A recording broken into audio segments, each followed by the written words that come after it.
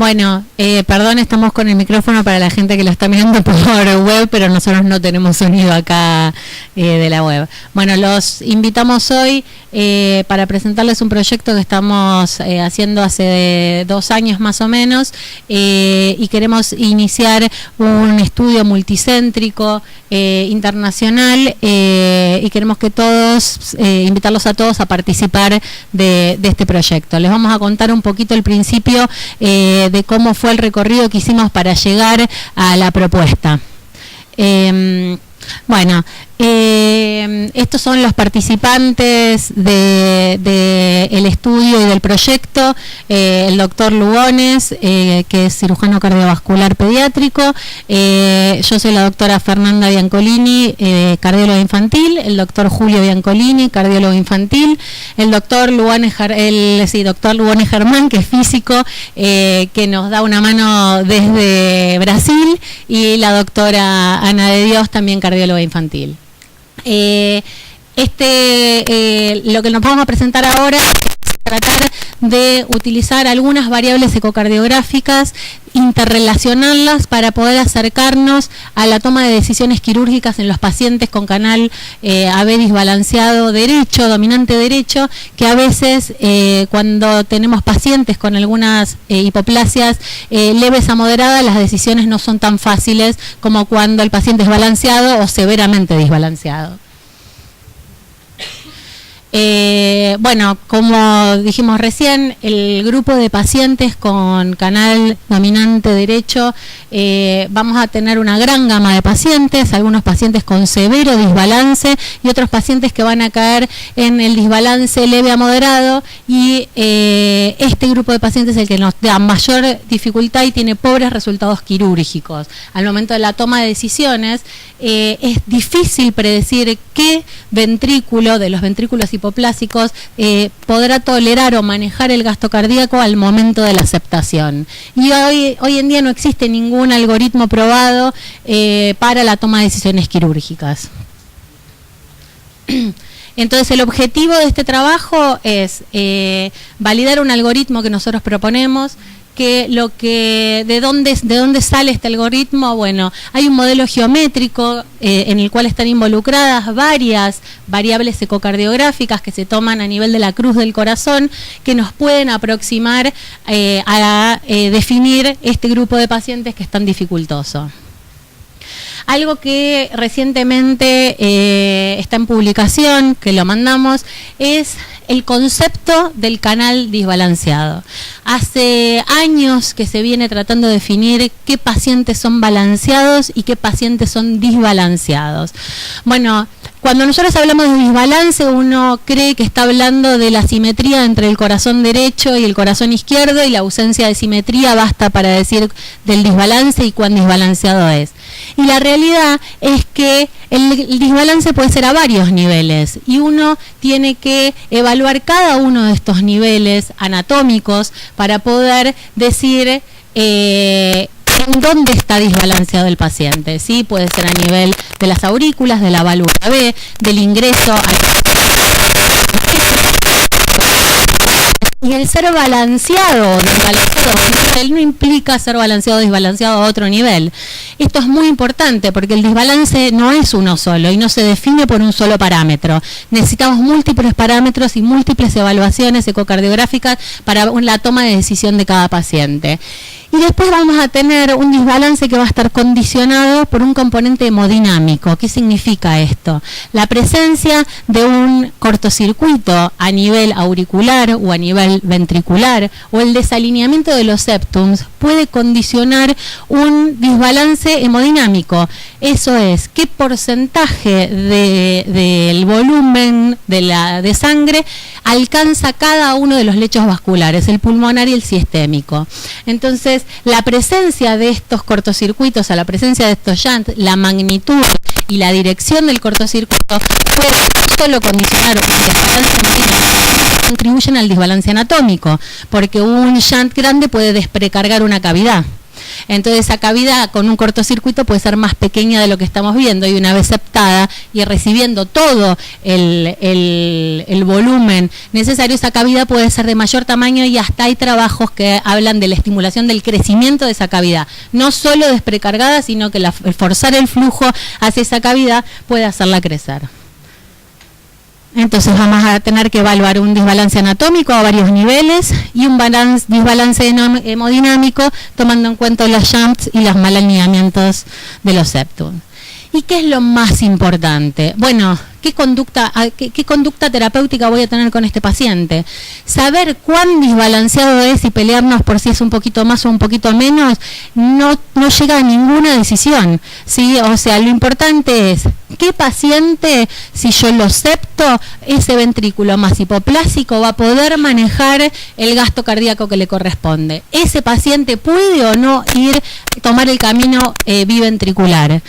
Entonces podemos pasarnos horas discutiendo qué significa canal desbalanceado, podemos tomar, como se hizo hasta ahora, millones de medidas que me hablen de que es un poquito más desbalanceado, un poquito menos desbalanceado, y sin embargo lo que hay que ver es que las variables ecocardiográficas me hablen de riesgo de mortalidad de un camino o el otro, o que tengan la posibilidad de predecir si ese ventrículo hipoplásico va a poder manejar el gasto cardíaco y va a poder ser septable ese paciente.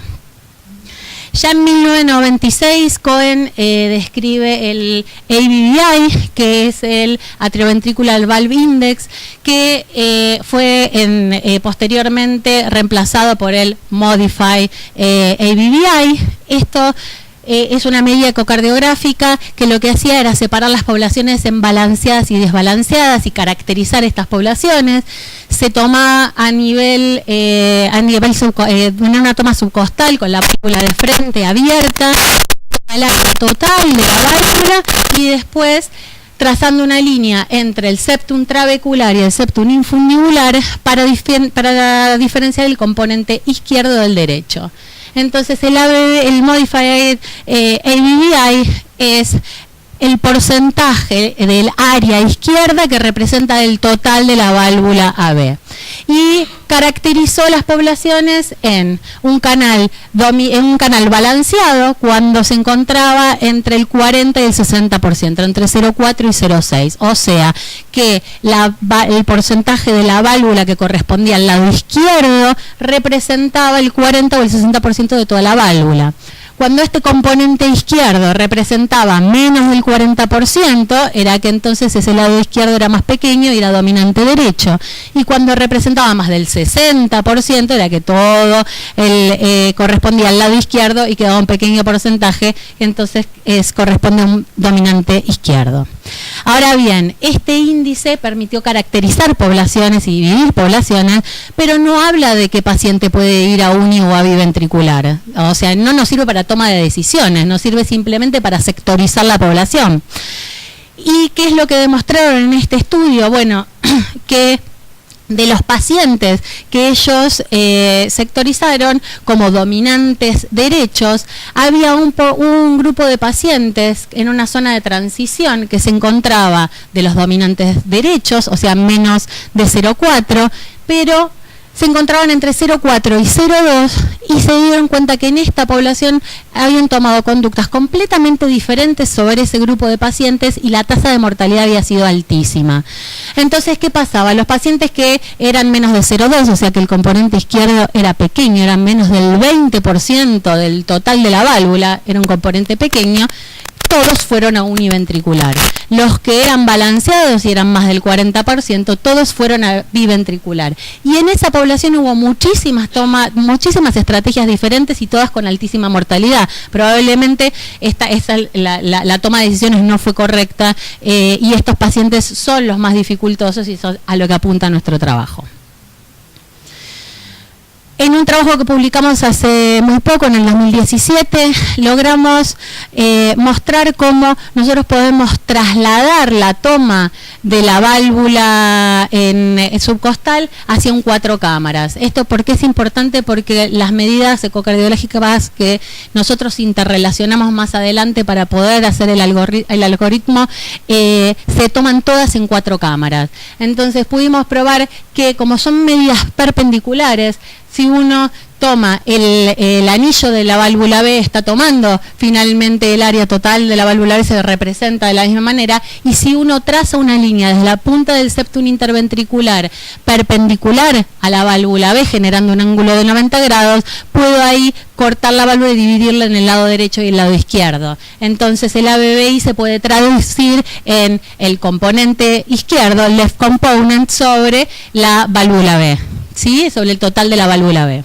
Esto es diámetros, estamos hablando, ¿no? El diámetro del componente izquierdo sobre el total del anillo de la válvula B.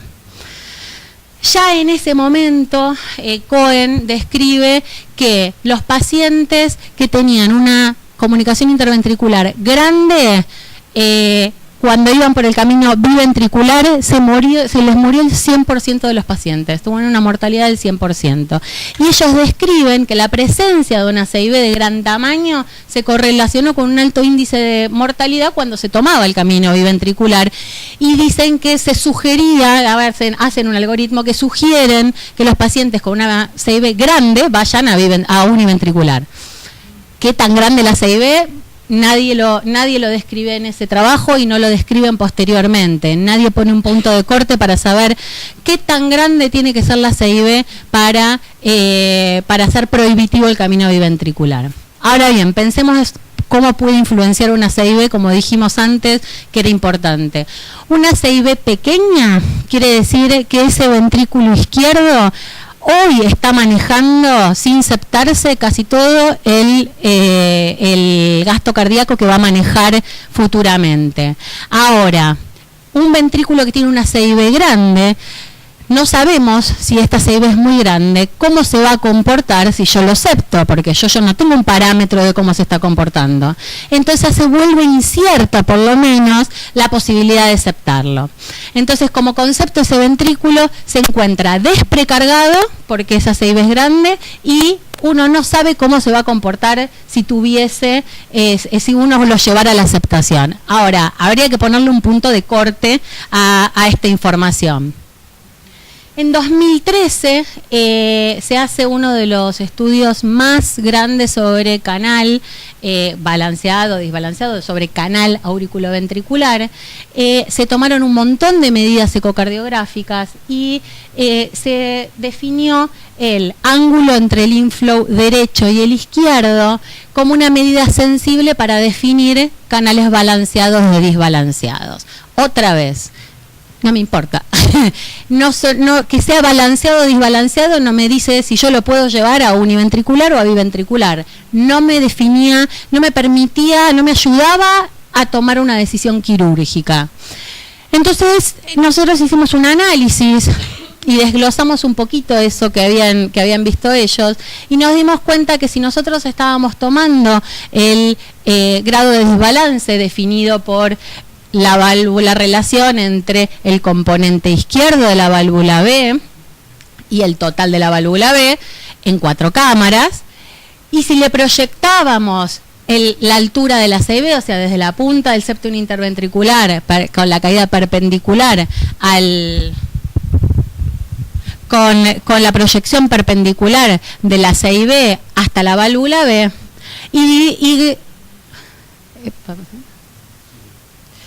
no, pero si está abierto eso no puedo. Y si nosotros proyectábamos ese ángulo que se formaba entre el inflow derecho y el inflow izquierdo, obteníamos esta imagen, que es una imagen triangular. Fíjense en esta imagen triangular. Sí.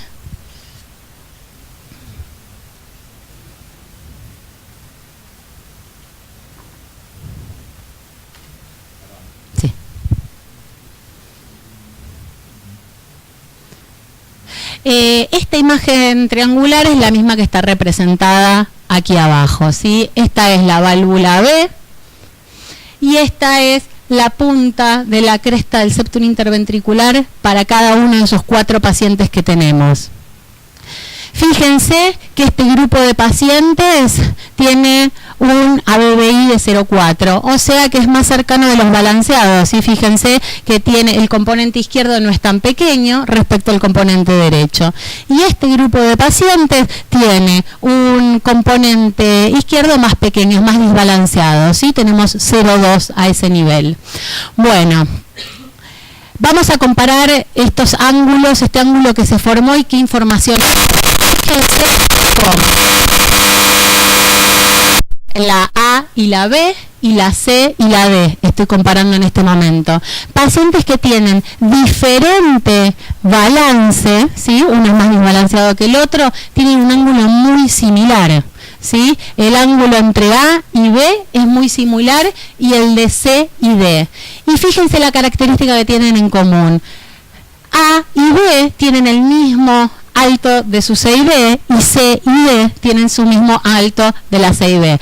O sea, a mismo tamaño de C y B y diferente balance, el ángulo no cambiaba tanto. ¿Qué quiere decir esto? Que no depende el tamaño, la profundidad de ese ángulo, tanto del desbalance como así del tamaño de la C y B. Comparemos ahora los pacientes con el mismo grado de desbalance, pero con una C y B más profunda. Comparemos A y C y B y D. Estos comparten el nivel el grado de desbalance, pero la C y B es mucho mayor y ese ángulo se vuelve más agudo. Bueno, en el trabajo que plantean anteriormente hablaban de que definía el grado de desbalance, la profundidad del ángulo. Nosotros creemos que no varía tanto por el desbalance, sino que representa más, es mucho más representativo del tamaño de la C y B, de la altura de la C y B, ¿sí? Entonces nos planteamos que teníamos que definir y ponerle un punto de corte a esa C y B. ¿Cuánto tenía que medir para que yo pensara que el camino podía ser univentricular o biventricular? Bueno, armamos el modelo geométrico que ustedes ven ahí. La base está formada por la válvula B. El ángulo está representado por la altura de la C y B.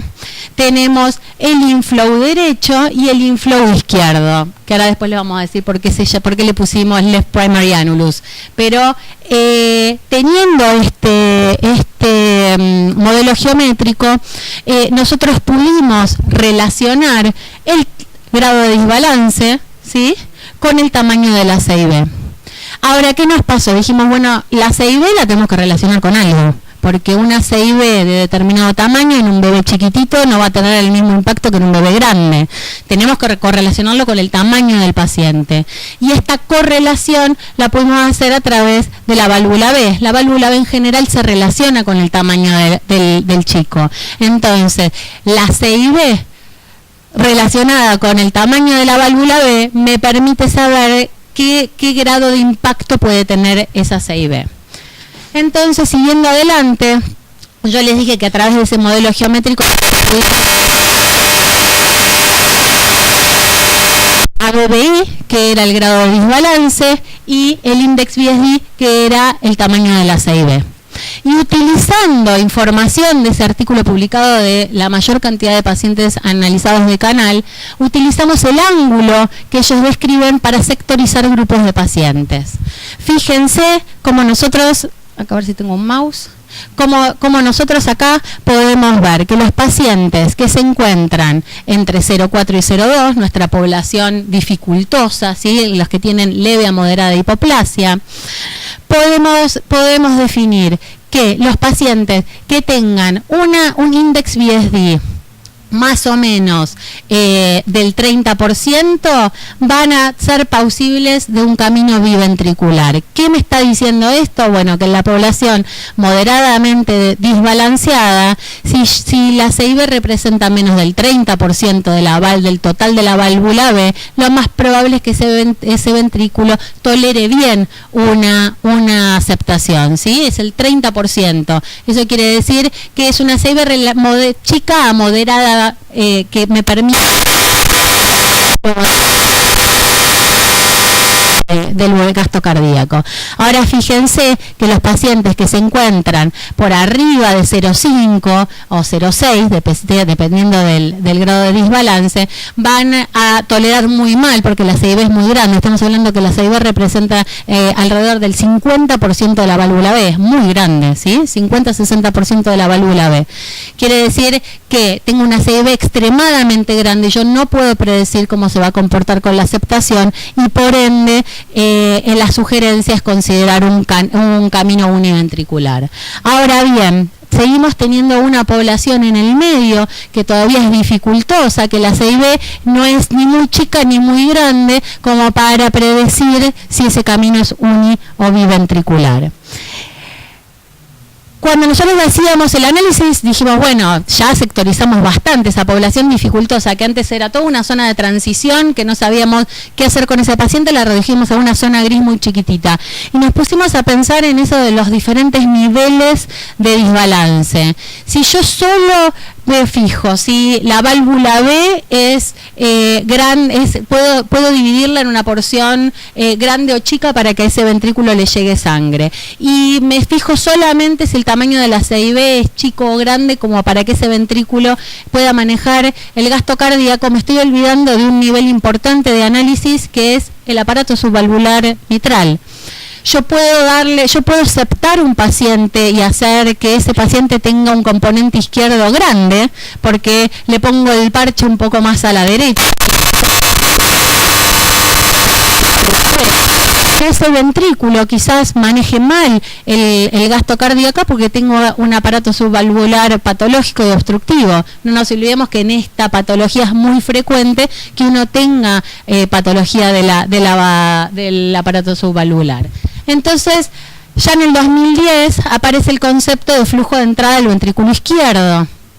¿Esto qué es? Era evaluar la entrada verdadera al ventrículo izquierdo, porque una vez superada la válvula B, antes de entrar al ventrículo tenemos el aparato subvalvular. Y describen el Left Ventricular Inflow Index, el VII, que es la relación entre el secondary annulus y el left primary annulus.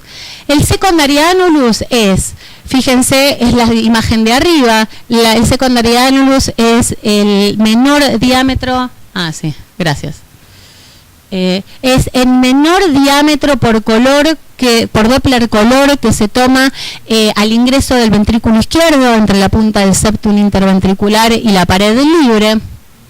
Fíjense cómo este paciente tiene un secondary annulus muchísimo mejor que este paciente, que tiene un secondary annulus por color. Fíjense cuánto está ingresando realmente al ventrículo izquierdo.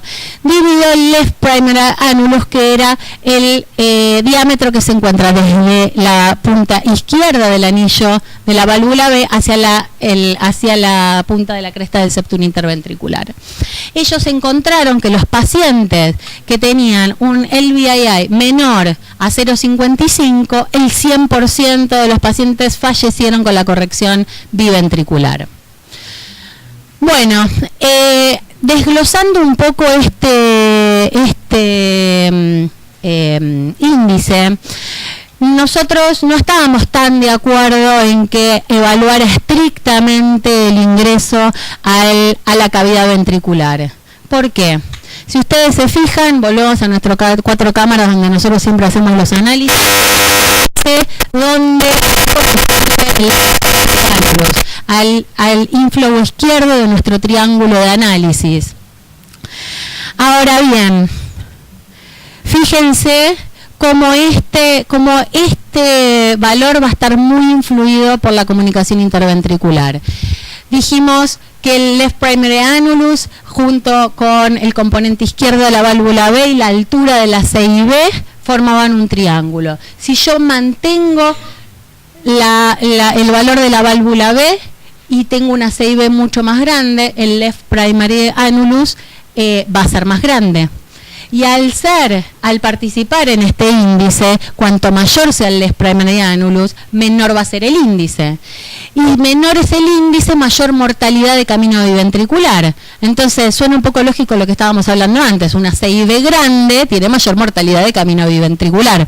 Bueno, Este parámetro, a pesar de que nos aportaba muchísimo para corroborar de que la CIB es un componente importantísimo a evaluar en estos pacientes, también nos permitió utilizar ese punto de corte de 0,55 que aumentaba la mortalidad del camino biventricular para hacer un análisis diferente donde evaluáramos estrictamente el ingreso al ventrículo izquierdo.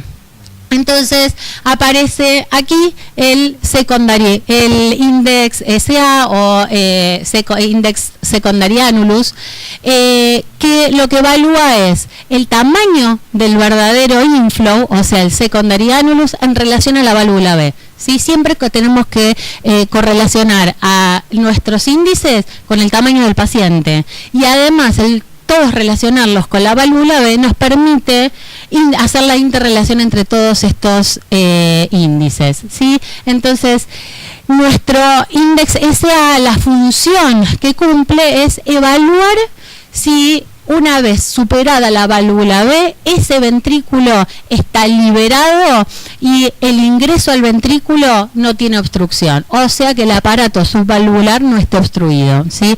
Si pensémoslo de esta manera, si yo tengo un componente izquierdo que está ahí, left component de la válvula B, es similar al secundarianulus, quiere decir que toda la sangre que atravesó la válvula B entró al ventrículo. ¿Sí? Entonces esto me hace pensar en principio que no tengo ningún tipo de obstrucción al ingreso del ventrículo, ¿sí? En la entrada, en el inflow, en el verdadero inflow. Entonces, utilizando unas fórmulas y ecuaciones, pudimos interrelacionar todas estas variables que se dan a nivel de la cruz del corazón y pusimos como punto de corte 0,55. Hablaba del aumento de la mortalidad en el camino biventricular. Bueno, fíjense que abajo tenemos el nivel de desbalance. Acá tenemos el tamaño de la CIB y cuando nosotros trasladamos el LVII a nuestras ecuaciones, se transmite en una pendiente. Fíjense, miren dónde cae la pendiente, justo en la parte más difícil, en la zona gris que teníamos nosotros antes, donde eran los pacientes que no teníamos muy certeros si podíamos tomar un camino biventricular y univentricular. Y nosotros sabemos que los pacientes que tengan el LVII por arriba de 0,55 van a tener mayor mortalidad. Fíjense que son los que se encuentran de la línea para arriba, de la línea para abajo son los que van a tener menor mortalidad y van en un camino biventricular. Y fíjense que no es azarosa la pendiente que tiene. Fíjense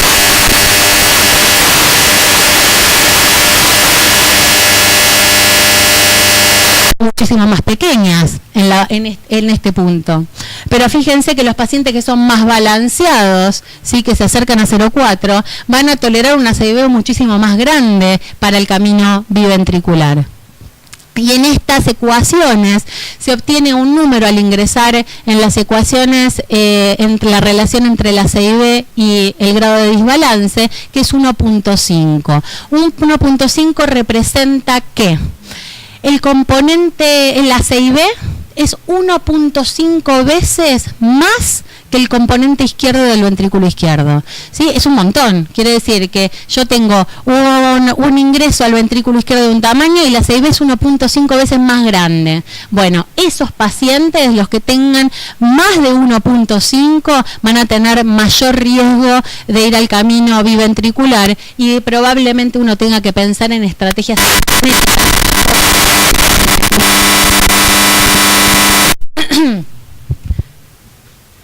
Y fíjense otro detalle importante, bueno, lo que yo les decía, si la CIB es mayor de 1,5 veces al tamaño de la mitral, del tamaño del componente izquierdo de la válvula mitral, el camino no es que no pueda ser biventricular, pero tenemos que tomar algún camino alternativo para poder llevarlo a biventricular y ver si ese paciente lo puede tolerar. Otro detalle es, fíjense que nosotros habíamos dicho que cuando la CIB era de más o menos el 50 al 60% de la válvula B, era una CIB grande. era una CIB muy grande, pues el 60% o el 50% de la válvula B iba a univentricular. Bueno, fíjense que la línea de puntos justo corta y tiene justo corta a nivel del mismo valor de referencia, ¿sí? Los pacientes probablemente que tienen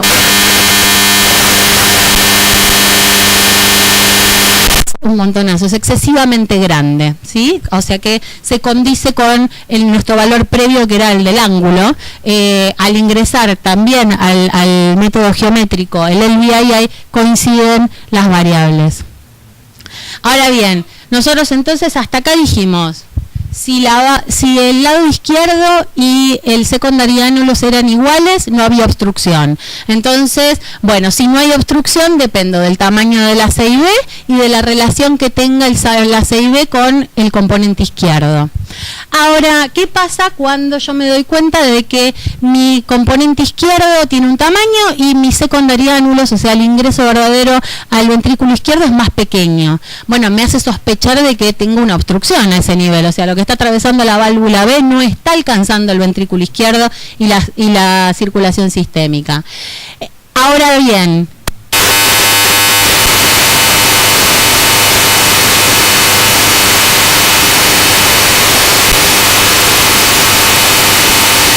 sangre, bueno, entonces a través de fórmulas de interrelación por ese modelo geométrico, pudimos interrelacionar el grado de desbalance, el tamaño de la CIB, el secundario ánulus y ponerle de punto de corte para cada uno de estos pacientes el 0,55 del LVII. Y nos da como resultado el Critical Index SA. ¿Qué es el Critical Index SA? Es el valor de corte por debajo del cual la obstrucción es suficientemente severa como para que yo tenga que ir a hacerle algo a ese aparato subvalvular, ¿sí? Porque puede haber una obstrucción, pero que no sea lo suficientemente importante y que yo pueda ir a aceptar ese ventrículo y que ese ventrículo maneje bien el volumen, el gasto cardíaco. Ahora, si la obstrucción es importante, por más de que el componente izquierdo de la válvula B no sea tan desbalanceado, si yo lo acepto, ese paciente, una vez superada la válvula B, va a tener una obstrucción por delante. Entonces yo voy a tener que tomar sí o sí una conducta quirúrgica para resolver ese aparato subvalvular, porque si no, no lo voy a poder llevar a biventricular.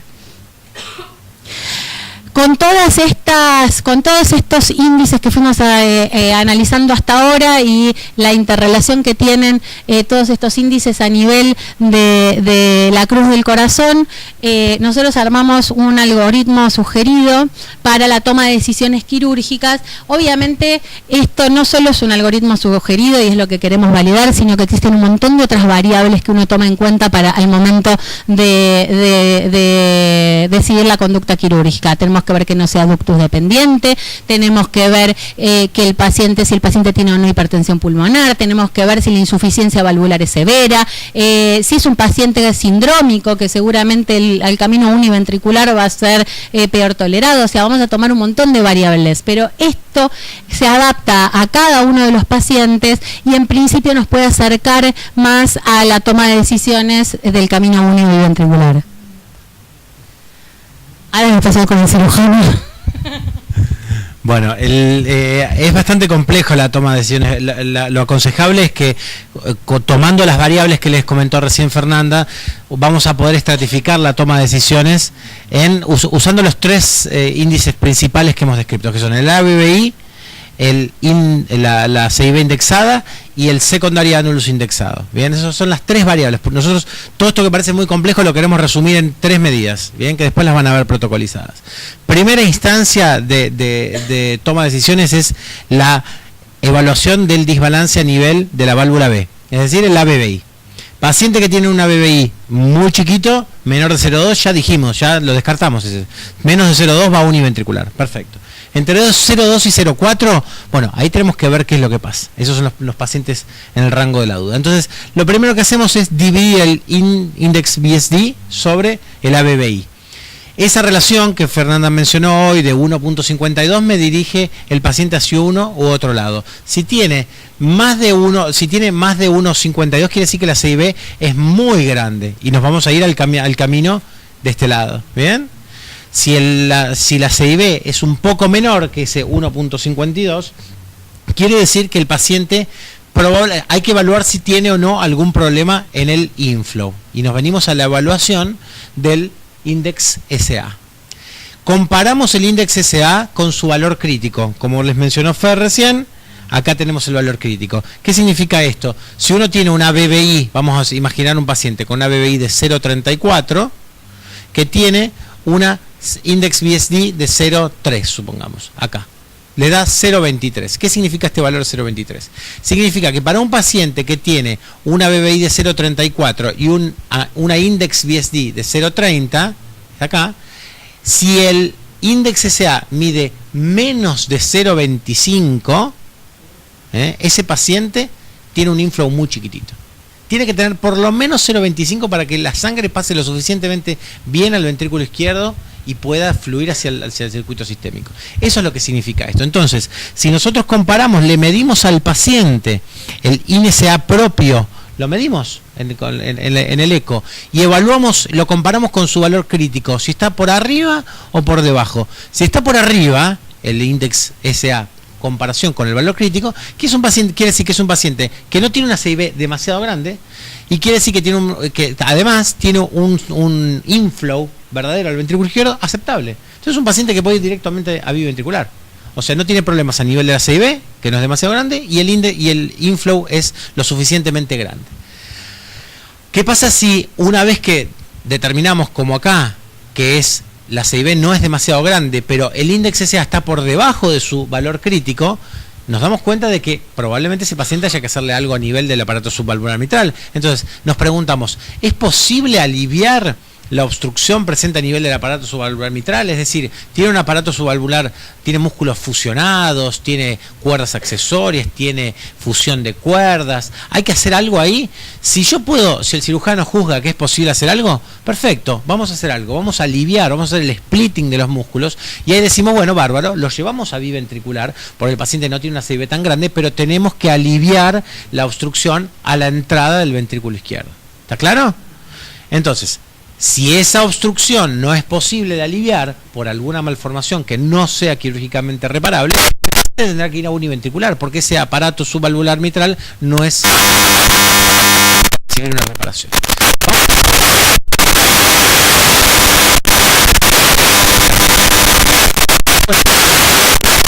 Ya sabemos que biventricular en un solo estadio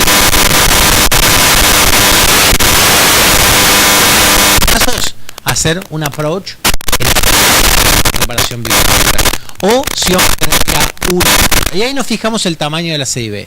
Como les había dicho Fernanda, si la CIB es demasiado grande, es decir, que es más de 0,6, por más que el paciente no tenga problemas del inflow y demás, esos pacientes se murieron todos en los estudios previos. Los pacientes que tenían una CIB demasiado grande se morían todos. Entonces, vamos a hacerles un approach univentricular. No tienen chance. En cambio, si el paciente tiene una CIB que es grande, pero no es excesivamente grande, uno puede decir, bueno, vamos a intentar hacer el approach en estadios biventricular. Pero mientras tanto, antes de eso, tenemos que saber si no tiene problemas mitrales, subvalvulares mitrales. Entonces ahí medimos el índice SA. Lo comparamos de nuevo con su valor crítico. Si no tenemos problemas subvalvulares mitrales, hacemos un estadio.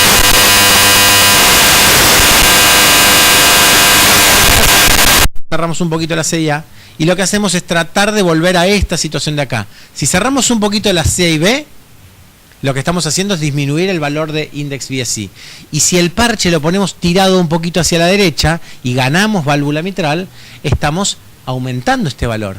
Entonces este cociente lo vamos a estar acercando más hacia un valor más conveniente para ir a la biventricularidad.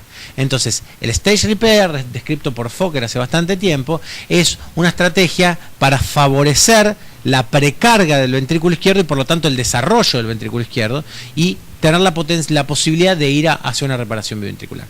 Por supuesto, si el paciente en sí tiene algún problema subvalvular mitral, lo que tenemos que hacer es aliviar la obstrucción. Si eso es factible, tenemos que hacer el stage repair, pero trabajando sobre la mitral, y si no es posible arreglarlo subvalvular mitral, iremos de nuevo a univentricular.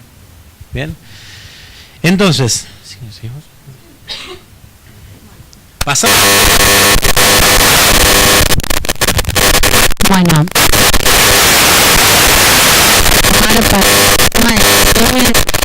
bastante sencillas. Nosotros hoy estamos protocolizando, o sea que de cada medida vamos a tener que tomar un promedio de 3 medidas, ¿sí? O sea, en 3-4 cámaras diferentes vamos a tomar todas las medidas que yo ahora les voy a contar. Hay unas medidas principales y otras accesorias. Todas se toman en 4 cámaras, fin de diástole, un frame antes del cierre de la válvula B.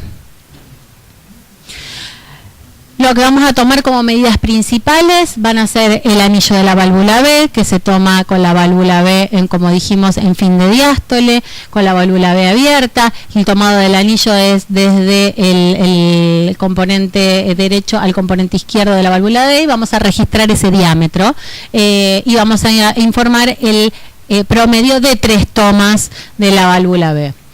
Después vamos a trazar el diámetro de la CIB. Como dijimos antes, la CIB se medía desde la cresta del septum interventricular perpendicular a la válvula B, generando un ángulo de 90 grados con respecto a la válvula B. Ese diámetro también lo vamos a tomar 4 cámaras y le vamos a hacer todas las medidas, 3-4 cámaras y le vamos a hacer todas las medidas 3 veces y vamos a registrar el promedio. Después el componente izquierdo de la válvula B. Bueno, el componente izquierdo corresponde al diámetro que se encuentra entre la punta del anillo de la válvula B a la zona de intersección del septum interventricular. Ese es el componente izquierdo de la válvula B. Y finalmente el secondary annulus. El secondary annulus es sí o sí con Doppler color y se va a medir el Doppler, el diámetro del color de menor diámetro que se encuentra entre la punta del septum interventricular y la pared libre o el músculo papilar, porque a esa altura está el músculo papilar o el músculo conal, por eso cuando lo vean el secundario les puede estar descrito como eso. Pero entonces es el diámetro, el menor diámetro color que se toma desde la punta del septum interventricular, o sea, a la altura del septum interventricular y la pared libre del ventrículo izquierdo.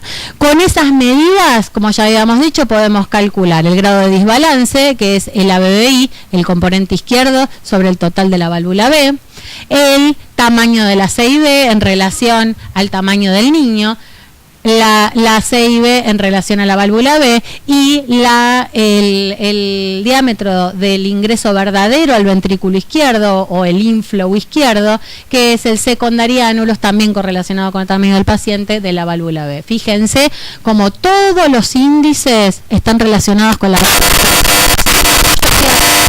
estoy hablando del componente mitral a nivel valvular.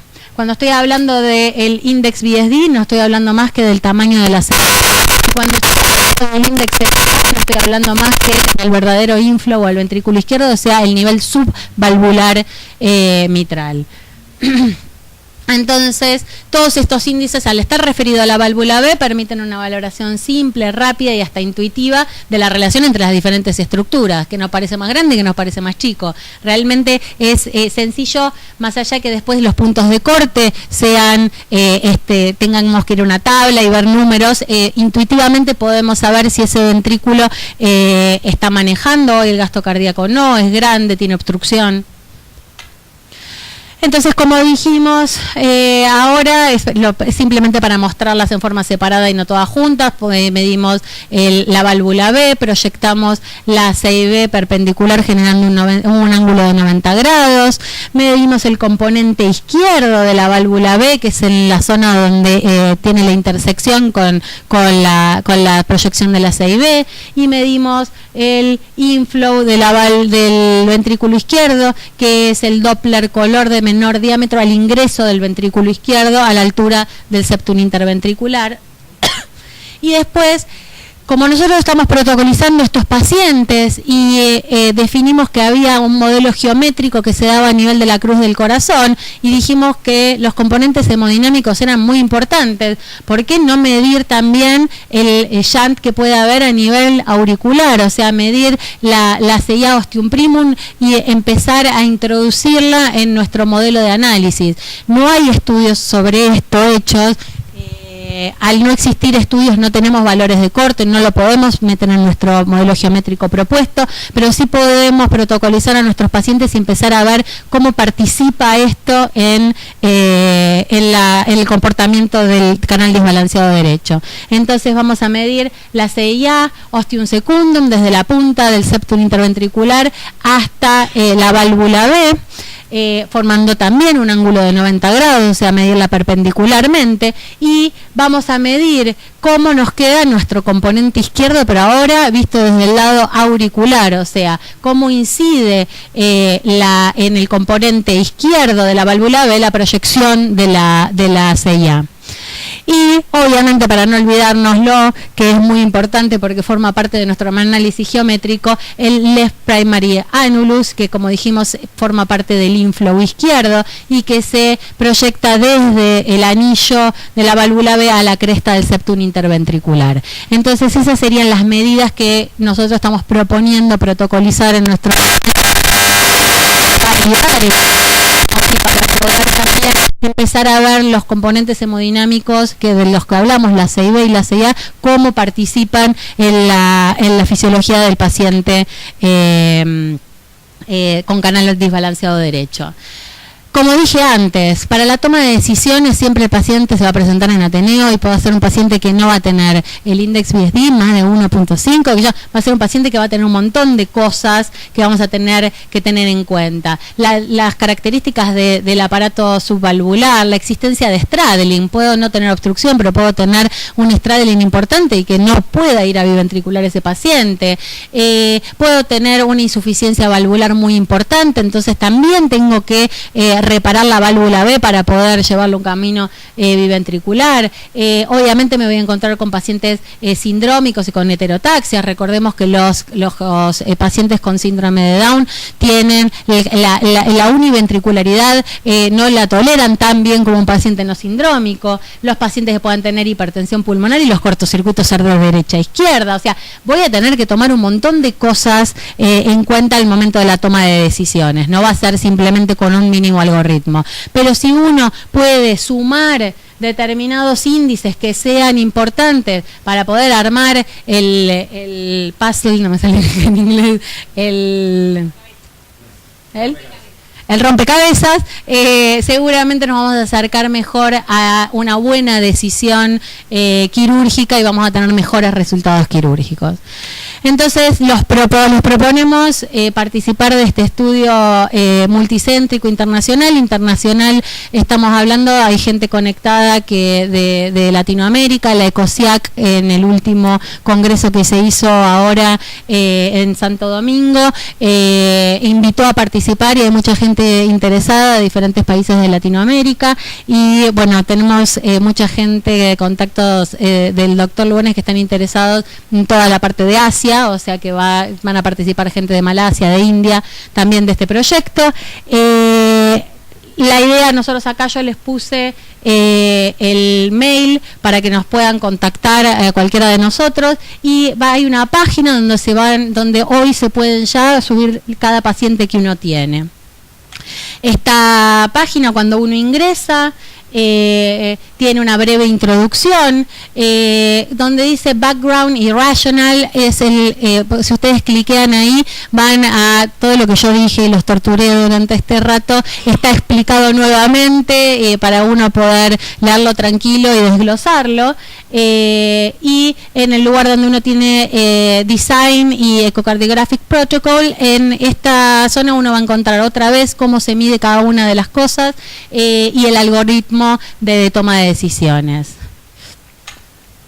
Si siguen avanzando en la página van a tener Submit New Patient, donde va a ser la valoración del paciente desde que hice las medidas ecográficas hasta que se fue de alta de operarse. Si ustedes cliquean donde dice Here, van a poder ver el PDF para poder imprimirlo, ir llenándolo con las medidas ecocardiográficas, la técnica quirúrgica que se utilizó y cómo fue el postoperatorio inmediato de ese paciente hasta que se fue de alta.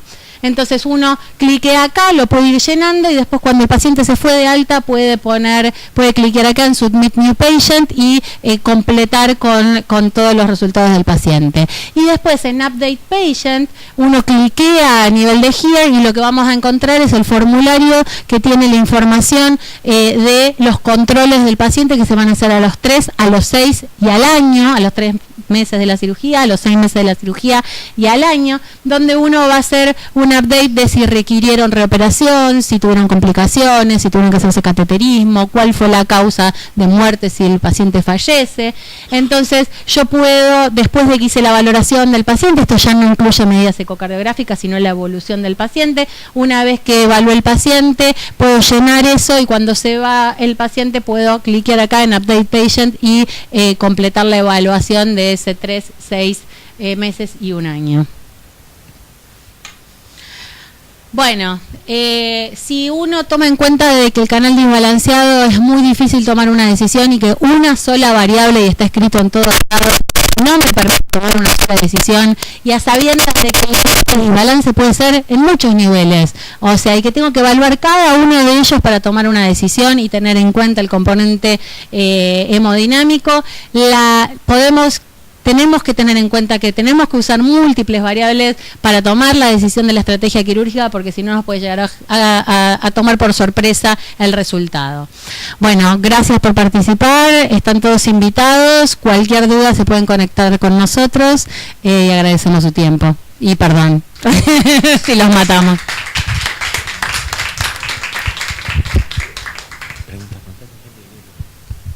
¿Alguna duda? Sí, sí.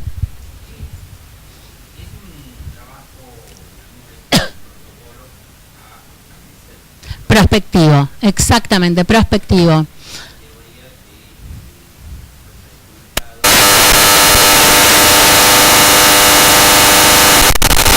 Exactamente, en realidad nosotros para poner los puntos de corte nos basamos en estudios ya validados con grupos de pacientes amplios, por eso pudimos lograr ponerle un número a esas variables, ¿sí? Porque nosotros esto es de acá para adelante. Entonces, utilizando estas medias y desvíos estándares informados por estos protocolos que tuvieron montón de pacientes balanceados y desbalanceados, utilizamos esos números para poner punto de corte, pero nosotros tenemos que validar este algoritmo y este algoritmo tiene que ser validado prospectivamente, o sea, cada paciente que nosotros tomemos en cuenta, todas estas medidas, obviamente, cuando nosotros ponemos un paciente para protocolizar, como va a ser en diferentes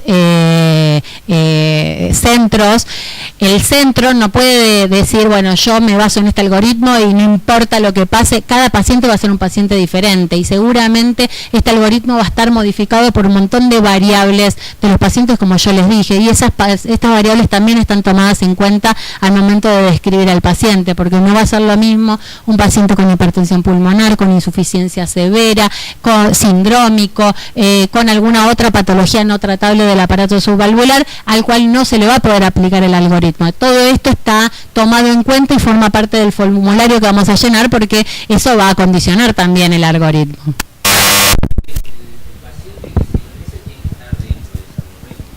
Exactamente, el paciente que se ingresa tiene que ser un paciente desbalanceado, leve a moderado, o sea que su ABBI, que está validado desde 1996, ese ABBI tiene que estar entre 0,2 y 0,4. Ese grupo de pacientes que son los leve a moderadamente hipoplásicos son los que vamos a analizar, y ese grupo de pacientes vamos a ir analizando con todas las variables. El grado de desbalance ya vamos a saber que es leve a moderado, porque va a estar entre 0,2 y 0,4. Bueno, ¿cuánto representa la CIB? El porcentaje entre la CIB y el grado de desbalance, y si tiene o no obstrucción al ingreso del ventrículo izquierdo. Por eso es que digo que este algoritmo propuesto va a tener modificaciones cuando se tomen las decisiones, porque cada paciente no viene con el librito y va a tener un montón de cosas que van a hacer que dentro de un algoritmo algoritmo me tenga que ir para otro lado porque el paciente tiene, por ejemplo, un straddling importante y no puede, por más de que sea muy balanceado y divino, no puedo tocar esa válvula B y tengo que tomar otra conducta diferente. Entonces es esperable y está tomado en cuenta al momento de llenar el protocolo, porque son cosas que nos van a condicionar este algoritmo, porque sabemos que no es, primero que tenemos que validarlo, segundo que sabemos que no es infalible y como hablamos de múltiples variables, estas son 3 nada más, después de haber un montón de cosas que condicionen mucho más. Ahora, si uno puede acercarse a una mejor decisión siguiendo tomas ecocardiográficas sencillas, bueno, bien por nosotros, esperemos que así sea, esperemos que nos acerque a un mejor camino y una mejor toma de decisiones. Todo lo que tenemos hasta ahora está validado, pero por trabajos y pacientes de otros grupos, ¿sí? Son trabajos publicados que tienen enorme cantidad de pacientes desbalanceados, pero ahora tenemos que probar nosotros que esos resultados llegan al mismo resultado que matemáticamente o ese modelo geométrico plantea. Sí. No, iba a hacer un comentario del mío. Te acerco el micrófono. Porque ellos no escuchan las preguntas. Hay una pregunta. No, una pregunta más. En este protocolo, paciente, digamos, haciendo análisis ecocardiográfico de pacientes ya resueltos, digamos, ¿cabe la posibilidad de incorporar pacientes? Bueno, eso sí, si uno pudiese en su base de datos tomar todas las medidas, podríamos incluirlos y ver cómo. Sí, es una excelente pregunta, de hecho lo estábamos hablando antes de empezar. En realidad todos los pacientes son tan raros que todo paciente es bienvenido, es decir, sea operado o no operado, ¿bien?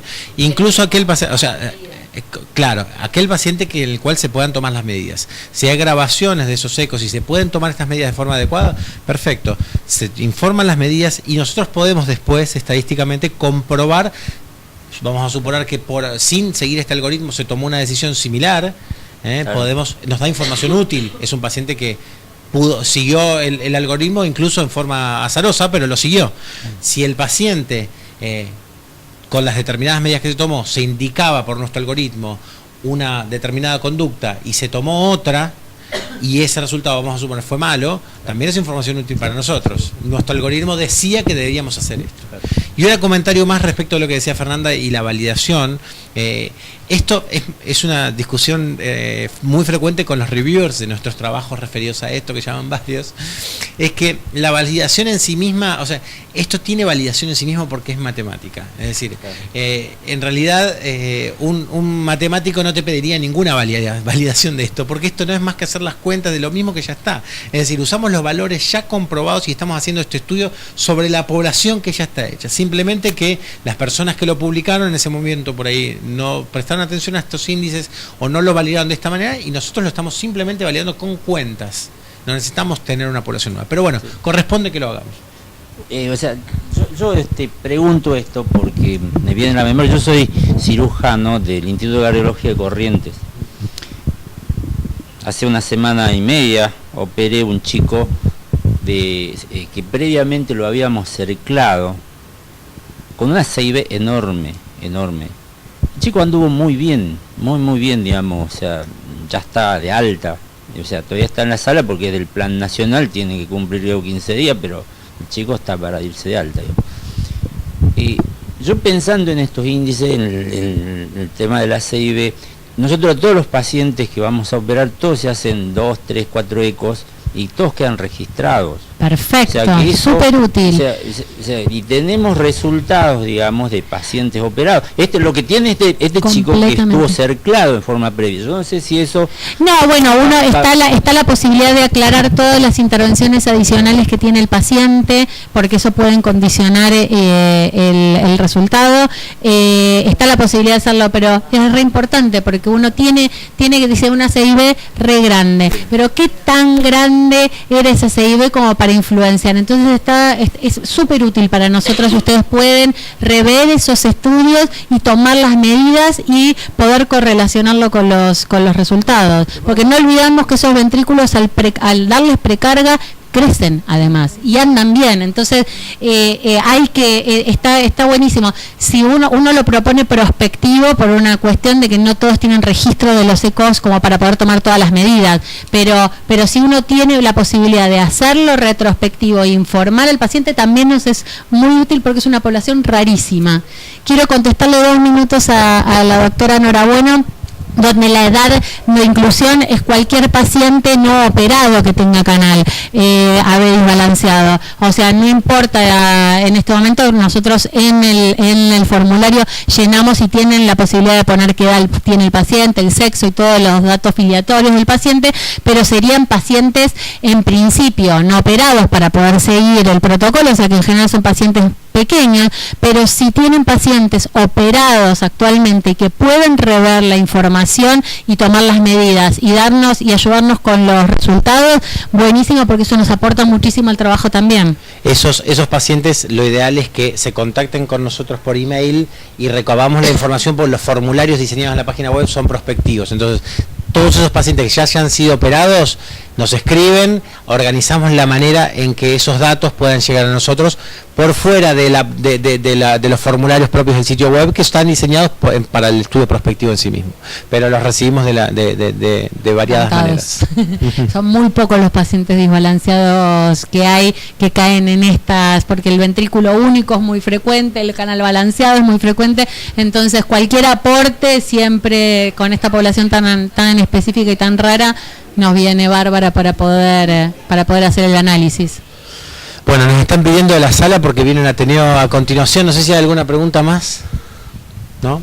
Acuérdense que en el sitio web pueden refrescar toda esta información. Es cardiocongenital.com, cardiocongenital con L en inglés, /AB canal. Ahí tienen todo esto mismo que hablamos. Vamos a tratar de subir el video de esta charla y después lo vamos a hacer en inglés porque esta misma charla la vamos a repetir para gente de habla inglesa. Entonces eso lo vamos a subir en los 2 idiomas para que se refresque todo este material. Muchas gracias.